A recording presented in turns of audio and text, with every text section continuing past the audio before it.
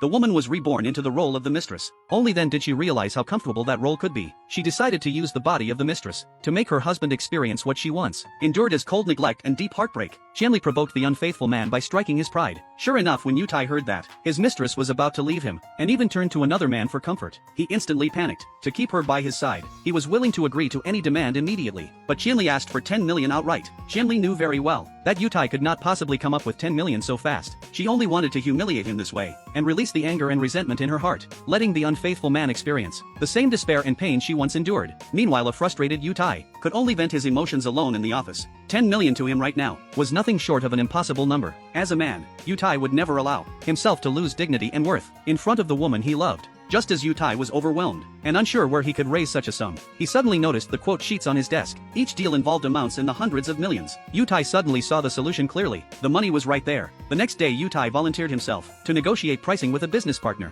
The manager was strongly against it, but could not oppose his status as the heir. Yutai easily secured 10 million through improper gains. He could not wait to prove to Qianli that his identity as a wealthy heir was no empty title. At the same time, Qianli, who could not reunite with her father, was staring sadly at an old photograph. After her death, her belongings had long been discarded by her husband's family. Qianli had barely managed to keep a single photo of her and her father. Then Yutai suddenly barged in, interrupting her thoughts. Qianli looked at the unfaithful man with open contempt. She was about to use the excuse of missing 10 million to send him away when Yutai pulled out a bag of cash. Qianli did not expect that Yutai had gathered 10 million so quickly. As the unfaithful man stepped closer, Qianli thought rapidly, trying to find a reason to refuse. But she forgot that the photo of her and her father was still on the bed. Seeing her secret about to be exposed, Qianli took the initiative, shifting Yutai attention away.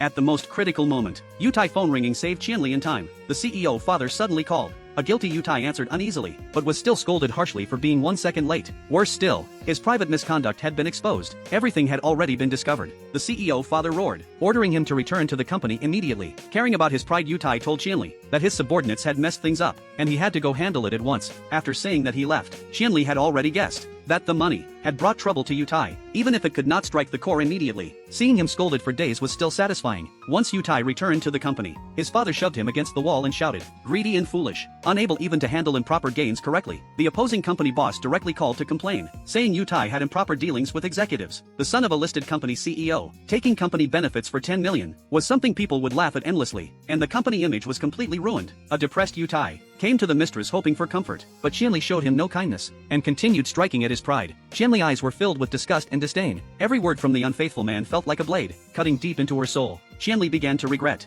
how foolish she had been in her past life to devote herself so completely to such a man.